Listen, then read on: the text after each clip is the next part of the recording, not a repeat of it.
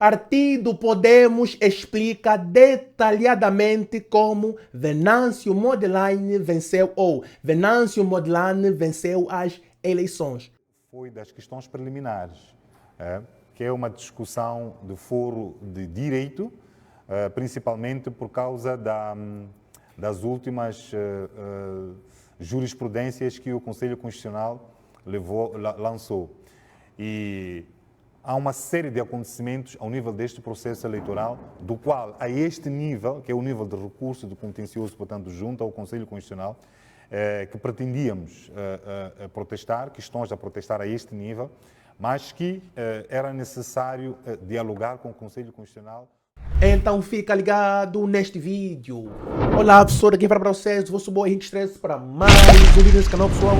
Quem não está inscrito, subscreva no canal, deixe o vosso like porque é muito importantíssimo. E ativa o sininho das notificações para não perder nenhum vídeo. A essa altura, você já conhece a empresa Manuel Rosa Business Corporation. É uma empresa que vai te ajudar a gerir a tua motorizada. Ao invés de você entregar a tua motorizada a um motoqueiro e te dá dor de cabeça, te complica bué, você vai entregar a tua motorizada na empresa Manuel Rosa Business Corporation. Lá, a tua motorizada, né, vai trabalhar. Dependendo do plano que você vai assinar com a Manuel Rosa, eles vão te dar o teu dinheiro semanalmente, ou mensalmente, ou anualmente. Então, não perca o seu tempo, contacte agora mesmo a empresa Manuel Rosa Business Corporation para acabar com os teus problemas e você relaxar no conforto da tua casa e receber só o teu dinheiro que você gosta. Minha família, ontem o Partido Podemos fez uma live e explicou detalhadamente como é que Venâncio Mondlane venceu as eleições.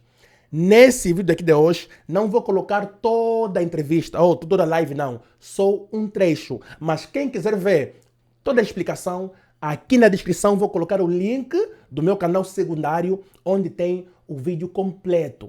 Aí você vai entender como é que... aqui também, né? Então, na mesma. Mas você vai entender como é que Venâncio Mondlane venceu essas eleições. Vou aqui fazer a apresentação desse mesmo recurso. A primeira parte foi das questões preliminares, que é uma discussão de foro de direito, principalmente por causa das últimas jurisprudências que o Conselho Constitucional lançou. E há uma série de acontecimentos ao nível deste processo eleitoral, do qual, a este nível, que é o nível de recurso do contencioso, portanto, junto ao Conselho Constitucional, que pretendíamos protestar, que estamos a protestar a este nível, mas que era necessário dialogar com o Conselho Constitucional sobre que mancha, não é, de normas haveríamos de colocar como aquelas que usaremos para subsunção, né, em direito. Por exemplo, a questão da irregularidade é absolutamente invalidante. Esta é uma novidade que nós tivemos, mas como bem sabem, o Conselho Constitucional, por ser um órgão colegial, ao nível em que tem, as suas decisões, elas transformam-se em jurisprudência. Então, queríamos chamar a atenção ao Conselho Constitucional sobre determinadas irregularidades que efetivamente aconteceram num raio de tempo acima daquele que outrora poderia ser considerado, protestar desta altura poderia ser considerado intempestivo, mas que fomos buscar esta figura, não é, da irregularidade absolutamente invalidante, porque o Conselho Constitucional, por exemplo, disse que a questão da aquisição progressiva dos atos, ela não é absoluta. Portanto, questões ligadas por exemplo, ao recenseamento, quando elas levantadas fora do período, elas já não podem ser atendidas porque esgotou esse período de protesto. Entretanto, veio a novidade, foi assim que a CADE foi chumbada, que ainda que tenha esgotado o tempo, se efetivamente acontecer uma irregularidade absolutamente invalidante, não é? Que gera, que depois é protestado em função do, penso que é o artigo 286 do Código Civil, ela pode ser trazida, ainda que esteja fora desse período de reclamação. Portanto, são estas pequenas questões que nós quisemos discutir com o Conselho Constitucional a priori. A outra, por exemplo, tem a ver com a diferença da forma como o Conselho Constitucional deve tratar os recursos. Primeiro é apreciar os recursos do ponto de vista das reclamações de recursos, sim, é a linha D, do número 2 do 243 da Constituição da República, e depois disto é que pode passar para a fase de validação e proclamação de resultados. E fomos dissecar um pouco o que é que significa apreciar os recursos, fomos dissecar também um pouco sobre aquilo que entendemos como validação e proclamação. Portanto, esta é a primeira parte do nosso recurso, eventualmente não é muito interessante. A segunda parte do recurso é que é efetivamente aquilo que nós temos como o pano de fundo desta apresentação, porque muitas pessoas efetivamente não estão a entender o que é que nós estamos a protestar. Esta questão da fraude é verdadeira ou não? Portanto, nós decidimos praticamente 90% do nosso recurso tratar desta questão, detalhe a detalhe, província a província, distrito a distrito, levantamos, suscitamos muitas questões que estão lá no recurso e isto vai mais ou menos da página 13 até mais ou menos a página 90 por aí. E as últimas páginas, que é a terceira parte do nosso recurso, ele trata do nosso apuramento. Por quê? Porque se nós versamos o nosso recurso para que ele, um dos pedidos, no final de contas, é invalidar esta centralização feita pelo Conselho, Comissão Nacional de Eleições, então nós depois deveríamos apresentar aquilo que é a nossa visão sobre como deveria ter ocorrido as eleições. Então apresentamos o nosso apuramento, não é? Nós chamamos de contagem paralela. Portanto, como podem ver, são três partes deste recurso. A primeira parte vou fazer uma síntese, que é o debate sobre questões de direito. A segunda, que é como é que nós identificamos a fraude. E a terceira parte é a parte referente à nossa contagem paralela. Portanto, já dissequei aqui sobre a primeira parte, não vou mais levar mais tempo. Vou pedir, sim, aos meus companheiros, que é para nós avançarmos para o slide referente a nossa crítica à zona sul do país. Portanto, como é que isto ocorreu? Como é que nós fizemos isto? Nós identificamos que, ao nível das três eleições, há discrepância entre número de votantes. Eu vou explicar muito bem. Nós temos uma eleição que é consignada como eleição geral. Portanto, ela congrega três eleições. É a eleição presidencial, que é para se votar o presidente da República. Depois temos a eleição legislativa, que é para votar os deputados da Assembleia da República. E, por último, temos a Assembleia Provincial, que é para votarem-se os deputados em cada uma das Assembleias Provinciais. E é a partir desta eleição que sai o governador provincial. Então, o que é que acontece? Quando o eleitor ele se dirige, não é, à mesa de voto, ele recebe três boletins de voto. Um boletim de voto para a eleição presidencial, um boletim de voto para a eleição legislativa e o terceiro para a eleição provincial. Portanto, significa que por cada um dos postos de votação ou assembleia, não é? Assembleia, vamos supor, estando aqui como presidente da Assembleia, terei os meus colegas à volta, e à frente nós temos urnas. Portanto, se nós temos três boletins, nós também teremos três urnas à nossa frente. Então, quando o eleitor chega, ele recebe três boletins. Então, ele vai decidir quem vai votar para a eleição presidencial, depois qual é a formação partidária para a eleição da Assembleia da República e provincial. Portanto, significa que em cada uma das mesas de voto, não é? Suponhamos que nós temos uma mesa com 800 inscritos. Mas, efetivamente, nessa mesa só foram votar, já que temos uma abstenção de quase 50%, foram votar, vamos lá, 400 pessoas. Significa que, quando começar o processo de contagem, em cada uma, não é? Por hipótese, em cada uma das urnas vão sair de lá 400 votos, em cada uma delas, sem dizer em cada uma delas para que candidato ou para que informação partidária se votou. Então, isto é que seria uma situação normal, não é? Portanto, era muito mais fácil de perceber, em função do número de abstenções, não é? O nível de abstenção, desculpa, aquilo que foi a diferença entre o número de inscritos e o número de votantes.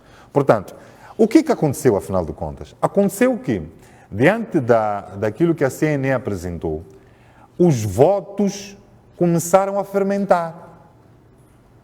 Aconteceu que, em cada uma das urnas, não é, aparecem resultados completamente diferentes. Então, ao invés de aparecerem 400 votos na urna presidencial, apareceram 600, apareceram 800, apareceram 1000 até. Não é? Então, isso significa que a tese da CNE é de que os votos, quando eles colocados na urna, eles germinam, fermentam, não é? É como se os votos lá casassem e fizessem filhos. É como se os votos depois quisessem formassem famílias. Então, que das 7 ou 8 em que a mesa é aberta até as 18 em que termina, votando 400 pessoas poderiam aparecer 800 votos. É como se os votos fizessem filhos. Portanto, é isto que nós estamos aqui a dizer. Portanto, o enchimento de urnas foi evidentemente uma realidade. Podem ter já percebido, por exemplo, a partir da eleição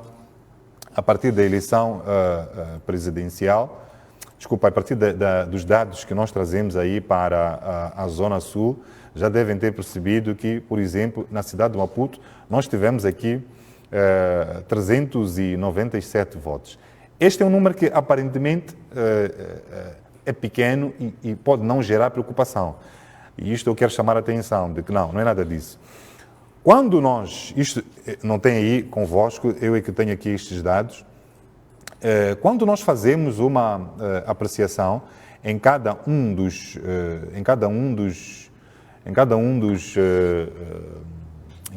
distritos, aí é que nós nos apercebemos do verdadeiro problema. Deixa-me ver aqui. Nós começamos a ver o verdadeiro problema. Portanto, ao nível da cidade de Maputo, eu vou dar exemplo de 2 distritos. É o distrito de Camavota e o distrito de Camachequén. Reparem, esse número de 397, como disse, esconde uma verdade, não é, preocupante. Em Camavota, nós tivemos uma diferença de 5.049 votos. Em Camachequén, nós tivemos uma diferença de 8.315 votos. É absolutamente gritante esta diferença de votos entre as eleições. Portanto, se nós temos uma eleição, não é, presidencial, depois a legislativa e a provincial, o normal é que seriam exatamente os mesmos. Nós, quando vamos para a província de Maputo, nós temos uma diferença de 31.291.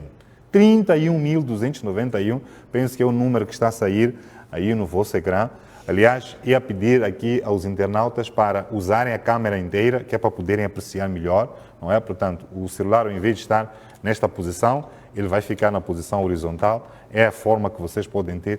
E arrastem os comentários, podem observar os comentários depois, que é para poderem ter um melhor consumo desta live. Depois, ainda aqui ao nível da província de Maputo, não é? Somatola teve uma diferença de 5.206 votos. Boane teve uma diferença de 8.606 votos. Como podem ver, não é possível que a CNE tenha conseguido criar, 8.606 novos cidadãos, justamente naquele momento em que houve a eleição. Então, são estas questões que nós estamos a levantar aqui no recurso e a dizer que, olha, não há condições para estes resultados serem validados. Então, ao nível, por exemplo, da província de Gaza, nós tivemos um total de 5.877. Esta é a diferença ao nível da província de Gaza. Mas, por exemplo, por distritos, este é um dos exemplos, por exemplo, Bilene, nós tivemos 2.766. Só em Bilene. Portanto, quando nós apresentamos os resultados desta forma, portanto, ao nível do distrito, as discrepâncias que estão ao nível do distrito e as discrepâncias que estão ao nível da província, significa que, quando houve o apuramento intermédio, que é o apuramento ao nível do distrito, então houve adulteração premeditada de dados. E quando se passou para o apuramento provincial, houve uma nova adulteração. Vocês estão a perceber a gravidade disto. Portanto, não bastou só haver uma fraude ao nível das mesas, portanto, edital por edital de cada uma das mesas de votação. Mas, ao nível do distrito, quando somavam os números de editais, eles também faziam uma nova adulteração. É por isso que nós apresentamos desta forma, de forma provincial, depois ao nível do distrito, que é para dar exemplo que isto não é uma constatação apenas ao nível da centralização provincial, porque se fosse assim, a eleição, em princípio, só estaria enviesada ao nível da província. Então, por exemplo, Mantacase teve 1.173. Agora, um caso gritante é o da província de Inhambane. Como devem ter percebido, temos aí um gráfico a indicar uma seta muito mais alta do que todas, porque significa que na província de Inhambane é que a fraude foi, quer dizer, aqui foi sem pena mesmo, sem escrúpulos. Então, em toda a província de Inhambane, nós tivemos uma diferença de votos de 74.109. Eu vou me ater, eu estive aqui a fazer umas contas, só para vocês poderem perceber a gravidade disto. A província de Inhambane, ela tem cerca de 1.400 habitantes, 1.400.000 e tal habitantes. Portanto, ela contribui para o total de habitantes de Moçambique, é mais ou menos 4, 5 ou 6% no máximo por aí.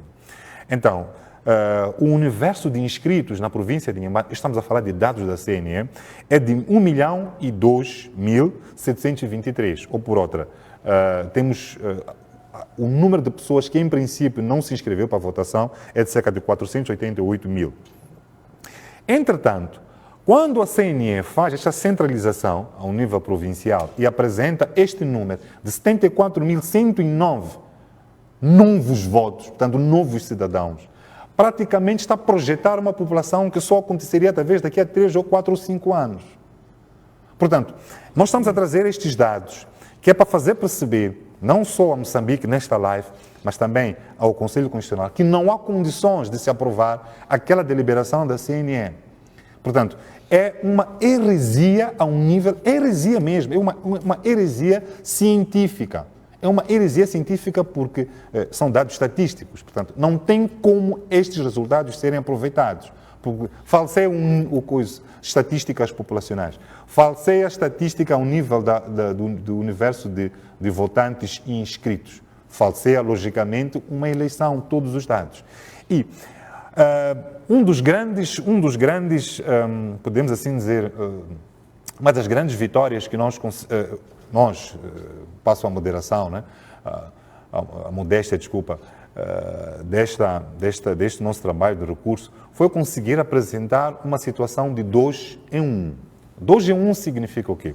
Que nós poderíamos ir dizendo que em que é que consistiu o enchimento de urnas ou em que é que consistiu a adulteração de resultados, trazendo o número de inscritos, aquele que era suposto votar, e depois trazer aquele que apresentaram, portanto, que é um número de votantes a mais. Então, nós conseguimos, ao trazer a diferença entre o número de votantes, ou a diferença entre as eleições, nós conseguimos despertar exatamente este elemento, mas trazendo o outro, que é a diferença entre o número de votantes. Eu vou voltar a explicar isto. Nós não nos ocupamos de dizer, por exemplo, na província de Inhambane, não é? Quantos estão inscritos e quantos votaram, e depois quantos é que efetivamente a CNE, juntamente com a Frelimo, trouxe como votantes. O que nós trouxemos foi a diferença entre as eleições. Então, significa que se há 74.109 eleitores de diferença entre as eleições, logicamente que houve enchimento de urnas. Não é necessário dizer isto, é aquilo que se diz, é a informação que está oculta ou é a informação lida ao contrário senso. Portanto, nós conseguimos aqui trazer 2 em 1. Eu vou passar agora para a verificação ao nível da zona centro. Portanto, estamos a falar de Manica, Sofala, Tete e Zambésia. Devem ter se apercebido aí. Em Manica nós tivemos 1.120, não é? Como podem ver, toda, mas a quem vai olhar para Manica e dizer, olha, 1.120 não é um número tão expressivo. tendo em conta o nível populacional. É sim, porque isto já é o apuramento provincial. Ao nível dos distritos, nós também voltamos a ter aquela situação que tivemos em Maputo, eu já expliquei, 8 mil e tal, 5 mil. Então, ao nível dos distritos, isto é preocupante, porque significa que o roubo foi tão alto, tão desorganizado que eles nem conseguiram conciliar. Portanto, este enchimento de urnas poderia efetivamente ser, podemos assim dizer, disfarçado se depois, ao nível do apuramento provincial, os dados tivessem sido harmonizados. Ou por outra, os dados da eleição provincial, legislativa e provincial, eles ficassem iguais. Aí ia se ocultar, enquanto que, ao nível dos distritos, havia esses empolamentos. Portanto, ao nível da província de Sofala, nós tivemos 5.499, não é, de diferença. Depois, em Tete, 10.335, não é? E por último, Zambésia. Zambésia é um caso também quase idêntico ao de Inhambane, não é? Em que tivemos ali uma fraude nunca vista. São 55.013 votantes de diferença. Então, imaginem que nós tivéssemos até feito um outro sistema, que é fazer o cumulativo. Portanto, seria quantos a mais estiveram, não é? Numa eleição, depois noutra e por aí em diante. Nós teríamos aqui um cumulativo, né? Mas não fizemos isso. Então, ainda íamos apresentar um resultado bastante mais preocupante. Portanto, esta é que é a apreciação ao nível destes distritos, destas províncias, desculpa, mas nós, por exemplo, quando olhamos, por exemplo, para Dondo, estou a falar de Sofala, nós tivemos 1.969, Nhamatanda, nós tivemos 1.603, a cidade da Beira, por exemplo, teve 1.993 votantes a mais. Como podem ver, quando nós vamos para distrito a distrito, a coisa já começa a tomar uma proporção preocupante. Não é? Portanto, vamos agora partir para esta discrepância ao nível da Zona Norte. Portanto, Zona Norte, estamos a dizer que são as províncias de Nampula, Niassa. Tá aí, minha família. Eu nunca tive dúvidas que o Venâncio venceu. Não sei você, mas que o recurso está bem organizado. Só quem é surdo ou mudo é que vai falar que não. Aí não houve máfia. Porque, na verdade, houve-se máfia. E o Podemos venceu, mas foi prejudicado por uma batota dos ditadores moçambicanos. Agora, a bola está na mão dos juízes moçambicanos. Sim. Eles é que vão validar as eleições ou não. Que Deus abençoe Angola e abençoa. Estamos agora.